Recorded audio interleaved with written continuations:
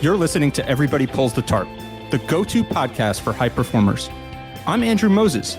Each week, you'll hear my thought-provoking conversations with Olympians, pro athletes, CEOs, elite coaches, best-selling authors, and other high performers to uncover their secrets to success. Get ready to be inspired each week when we talk about leadership, teamwork, work ethic, and more. Are you ready? Let's go.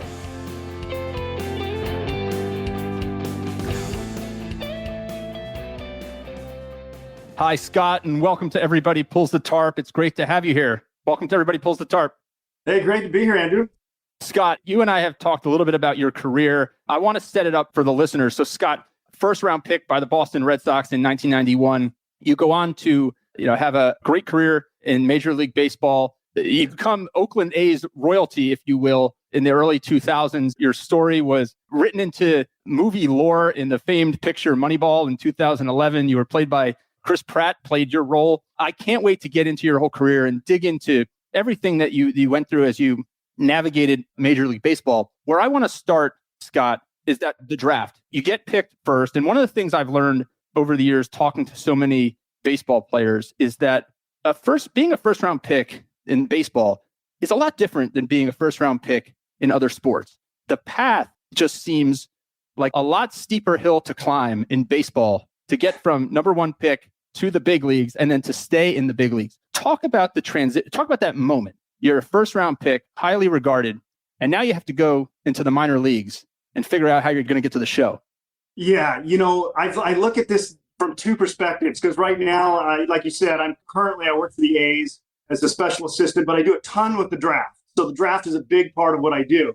And if I knew now what I knew back in that day, I would have thought the draft. I would have had a little bit of a concern because it is the odds are stacked against you. You're going to make it. I mean, the layers that you need to get through in the minor leagues. There's so many of them. And then once you show up, I mean, this is back in the day when there was 60 to 100 rounds. And I show up as a first rounder thinking, okay, I should be one of the better players there. And I show up and there are guys way bigger, way more talented. I mean, and there was 9 catchers there and I was a catcher at the time. And it just, the competition was unbelievable. And I had no idea there was several A-ball teams, AA, AAA. I mean, just the amount that lay in front of you, the obstacles that lay in front of you was astounding. So I think the ignorance is bliss thing was kind of would help me through it. But, it's funny, first rounder, the only team at the time I didn't talk to was the Red Sox. So it was kind of a surprise that I ended up going to them.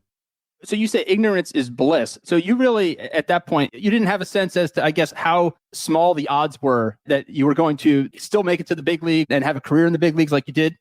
Exactly. No, I thought, okay, first round pick, it's set in motion. I'm going to get to the big leagues at some point. And then I show up and honestly, I saw everybody. I faced pitching. I caught pitchers. I was a 170-pound weakling and there were men there. And I was not that guy yet. And I was intimidated. I just thought oh my gosh, I'm going to be one of those flops. So it was eye-opening when I got there. I mean, it was, you play on good teams. I played on Team USA. I played with good players. But once you get into the mix, I mean, there were some kids that were older, that'd been in the minor leagues a while, that were married. So it was an eye-opening experience for sure. One of the things, and obviously you and I have talked about, I study high performers all the time in all walks of life, in sports, business, media. One of the things that's always fascinated me is that when you take high performers and you put them all in the same room, now high performers are competing for roles and spots on teams and organizations with other high performers. I talked about this a month or two ago with the assistant basketball coach at the University of Kentucky. Obviously, they have a storied program. And what he said to me was, Andrew, look, he said, everybody who's coming to Kentucky is the best player on their high school team. They're the best player on their AAU team. And now they're here in a really, competitive locker room in a conference that is really, second to none. And it's an adjustment. It's a situation where you need to adapt. So talk about, you get into the minor leagues. Was there struggle initially? How did it go from the start? Well, it's a good question. So I get there, initially you don't get thrown into games. It's more of a workout environment and you're playing, you're taking batting practice. And, I was a pretty good college player, and I had a lot of success. And I would hit balls and I'd have a round BP. And then a guy would come behind me and hit balls where I couldn't dream of hitting balls. And so there was a real inferiority there that I just didn't have the raw ability that some of these other guys did. And then you get into games, and baseball is one of those sports where it's not so much how big you can be at one point, it's kind of how consistent you can be. And it wasn't until I played for about a month and, I was getting my hits and I was doing my thing. You'd see guys have great performances and then they'd have a week of bad performances. So in there, I built a little confidence just in the fact that I was kind of able to maintain some sort of baseline just longer than everybody else. I may not have the great days, but I didn't have the low days. So somewhere kind of in the middle, if that makes sense. And in the baseball world, boring is kind of good. And I was kind of maybe falling into that boring category. Well, I don't know if it was boring, Scott, but it's certainly, I always say, a player is, the back of their baseball card, right? You're not who you are. It's the same thing in business and anything. You're not what you are on your best day. You're not what you are on your worst day. You're somewhere in the middle. But now go back to that moment where you're watching people hit the ball to places that you envy, that are doing things on the field, maybe skill-wise, that you hadn't been able to do or you can't do at that level. How do you stay confident that you belong at that level? Well, it took a while. I didn't really feel confident. I mean, for a long time. I mean, it wasn't until, things kind of, you get some affirmation from coaches and, you kind of play the game in your head and you just did. If you were a baseball person and you kind of could take the view of the game, after the game or a week of games, you could see that you were doing things maybe not the best, but you were kind of in the middle there. So it took a while for me to kind of take a perspective of getting a bigger sample size, I guess. But it took a while. I battled confidence pretty much my whole career as far as, I was afraid I was going to forget how to hit every single day almost. There's so much failure in baseball that mental game is maybe, half the battle. It may even be more, right? It's like I cite baseball all the time as an example where, a 330 career hitter who's a Hall of Famer, right, is making outs well more often than they're getting hits, right? So it's one of those things where it's a constant failure. It's every day, right? I mean, baseball is the only sport, there's no clock. There's really no let up in the schedule. You just kind of keep grinding it out. How did you go about, you say it took a long time. When did the confidence set in? It got, I did certain things pretty, naturally. Like I threw pretty well. My defensive game was pretty solid. I felt confident on that side. I was always a smaller guy, and it was kind of the knock that I was a catcher. I was undersized. So I always had to kind of battle that. And then now I'm in the mix with very, very strong, mature people. So you always have that's kind of weighing on you that you're not physically there.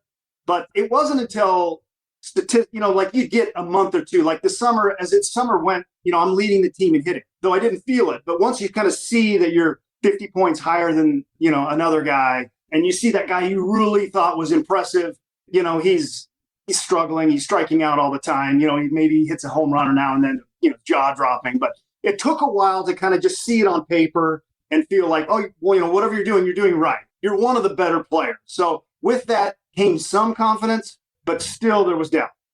Scott, and we're talking to Scott Hatteberg. This is a lot of fun. We're breaking down Scott's career. Scott, one of the authors, a best-selling author that I had on this show maybe 6 months ago is John Gordon.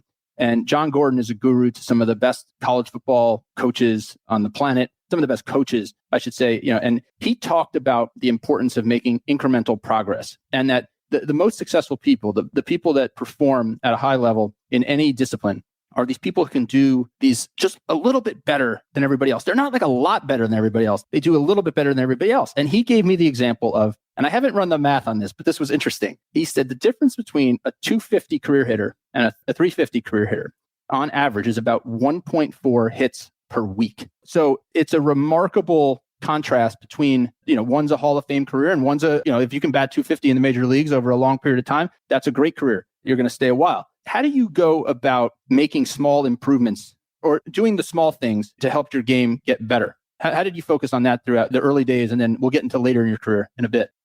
Back in the day, I think we've really improved. I mean, just having seen it from what I'm doing now, as far as the coaching and the teaching and teaching actually the mental part of the game to younger kids so they can kind of get through some of those hurdles quicker than I was. I mean, when I showed up, there really was limited coaching. And thankfully, I came from a really good college program, which gave you a baseline of at least work ethic, a mindset of, not necessarily result driven, but kind of the process, how to go about the process properly. So you had something to at least draw upon. I think that helped me. I think a lot of it was you could take your failures and really assess them. And I think a lot of kids or a lot of players that I played with at the time were unable to do that or were blind to it. I think you could make a productive out. You could have a good at bat where the result wasn't there, or you could get a good result but have a poor at bat and realize the difference. I think baseball's so box score, analytic driven, but there's a lot more nuance to it. So I think as you went, you learn if you had the proper ABs, you took the proper approach, you may not get the result, but the long-term effect would kick in at some point. And so I think learning that early really helped me kind of maybe move ahead of other players.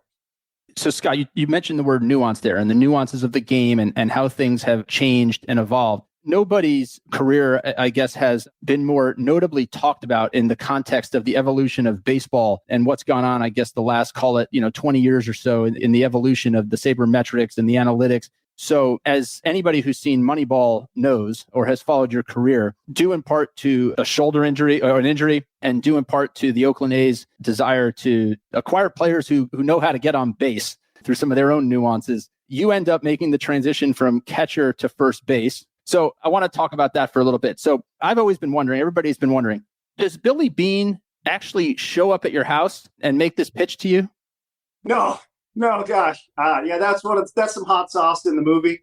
He did call me on Christmas Eve. I remember it felt like he was in my room, but no, I think maybe visiting all free agents would be time consuming. But no, he did not show up at the house. And my wife did hit me ground balls, not Billy.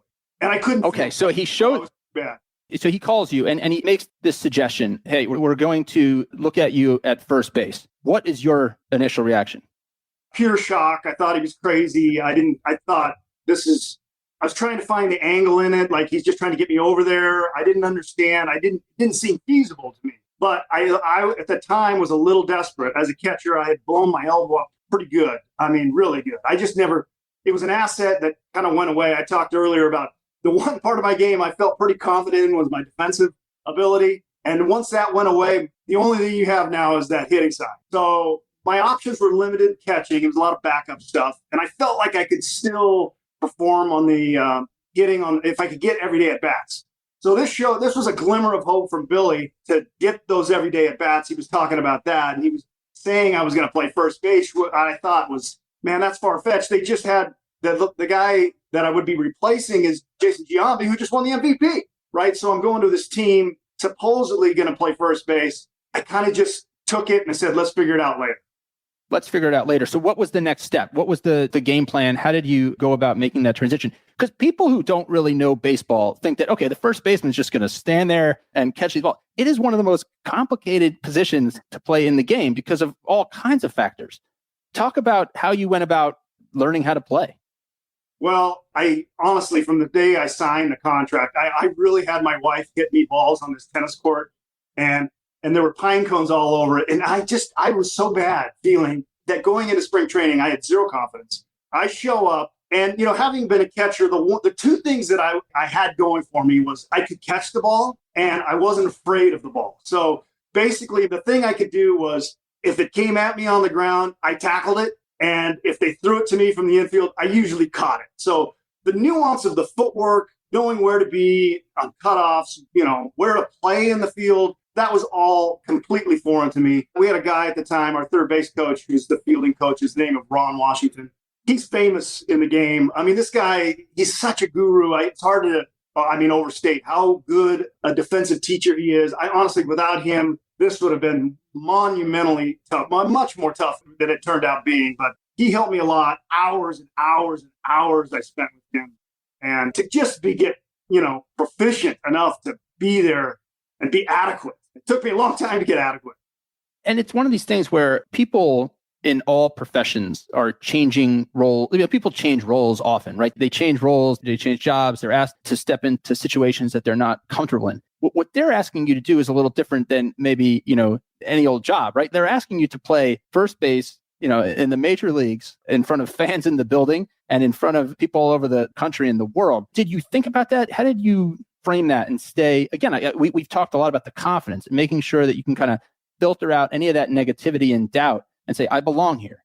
There was plenty of negativity and doubt. I mean, when I showed up over there, I remember it to this day. It's one of the most scarred memories in my whole career. I was playing first base, maybe the second time I'd been over there, and I was scared to death. And we were playing the Giants, and I was holding a guy on at first base. And when you're holding a guy on, you're 90 feet from home plate. And so I kind of pop off with the pitch, and Barry Bonds is at the plate. And Barry hits a ball. I felt like I was on a driving range and a golf ball coming at me. It's one of those dreams where you're running, you're moving in slow motion, you're underwater, whatever, you're running in sand. This ball it is coming at my face. And I can't get my glove up. I mean, I know I can almost hear it. And it misses my ear by, I felt like less than an inch. I couldn't even get my glove up to protect myself. He shows up, and that's what I built upon. So that scared me to absolute death. I thought, no way I can do this position.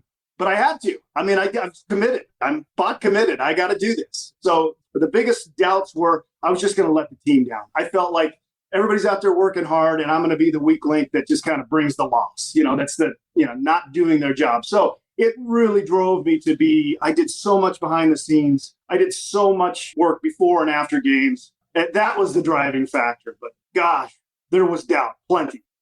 Well, Scott, so obviously things go well, and the story becomes one of the most epic in sports history. The A's go on a 20-game winning streak. To win that 20th game, you hit the famed home run. At the time, it was an American League record. So when you're on a run like that of success, even though it's a 20 games is a small portion of a major league season, how do you keep the trains rolling? Are you tweaking things? Are you trying to perfect things? Or are you just trying to let things happen? How do you keep that success rolling? Well, that's a good question. I mean, it takes a team. I think that there was a lot of different heroes at the time.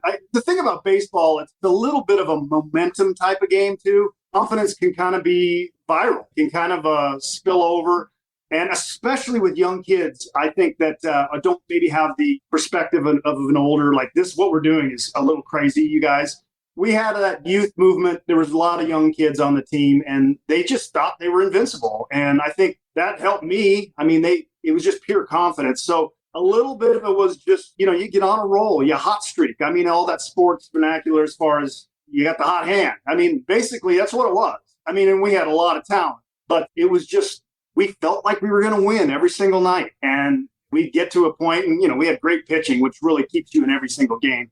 But we knew somebody was going to come up big, and it kind of was that all the way through it. I mean, we won in dramatic fashion. I remember thinking like four of the last 5 nights, I think we won, almost in the 9th inning. Is there something about that perceived kind of underdog mentality that when people don't expect you to do something, that all of a sudden you feel more empowered and able to do it?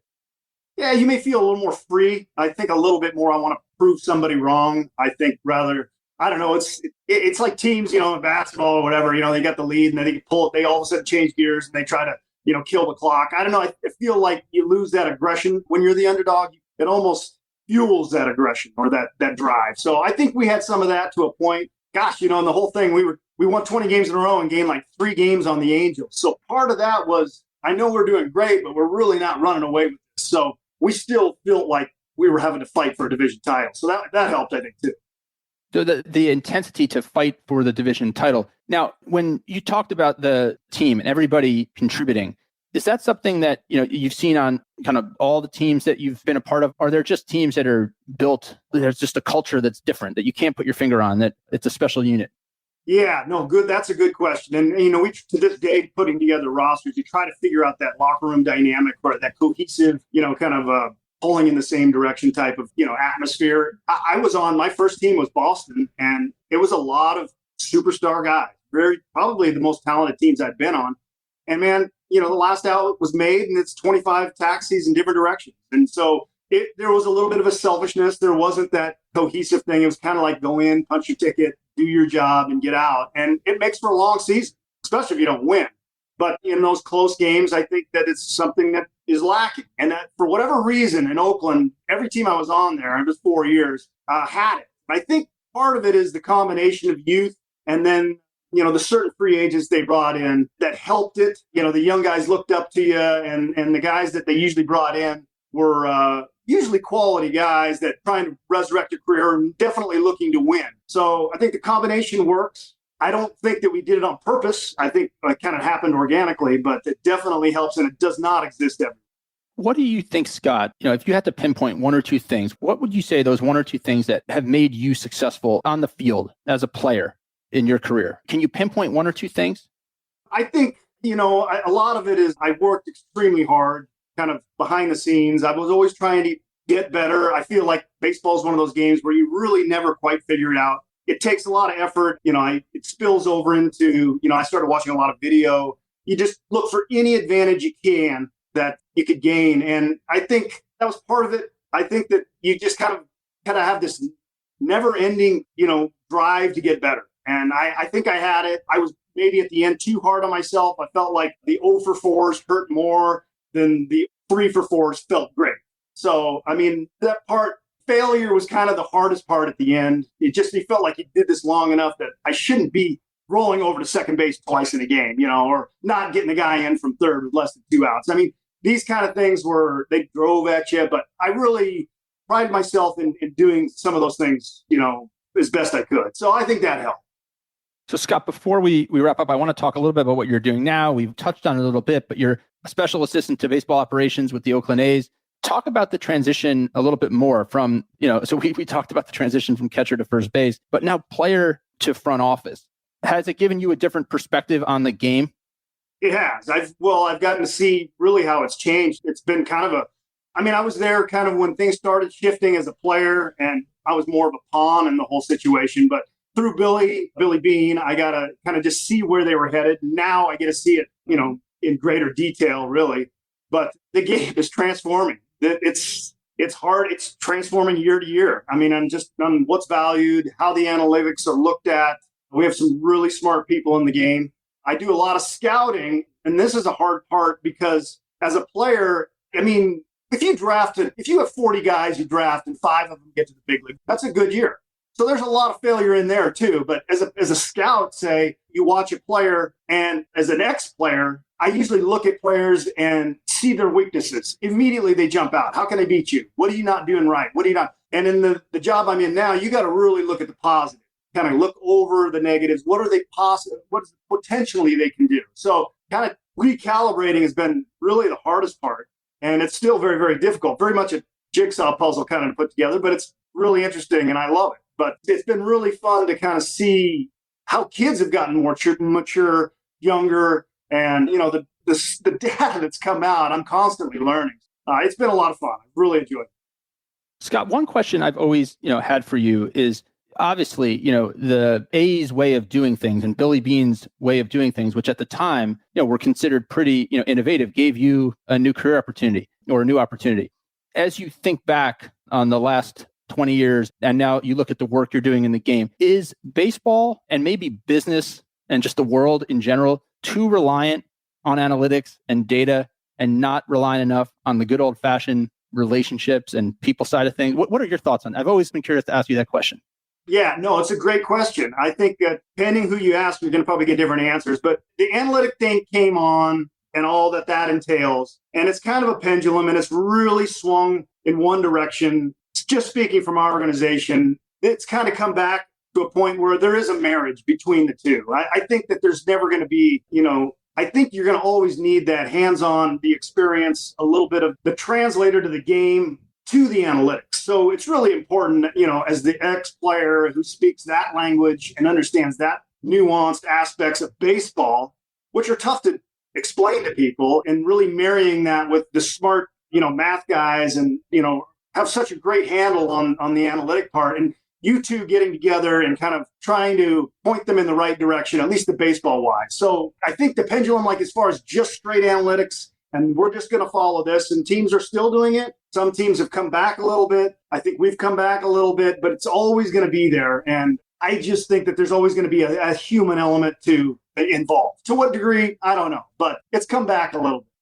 There's always a human element involved. Scott, this has been so much fun spending some time on Everybody Pulls the Tarp with you. We can't wait for baseball season to begin. Hopefully we can get some more people in the crowd than just a couple thousand in all the stadiums around the big leagues and start enjoying our national pastime again. Scott, thanks so much for joining me on Everybody Pulls the Tarp.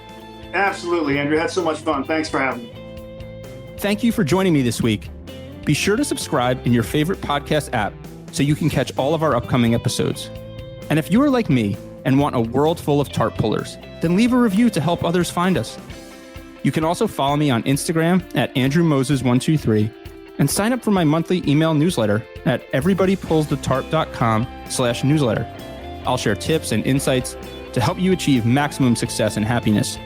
Today is a great day to pull the tarp. I am rooting for you. See you next time.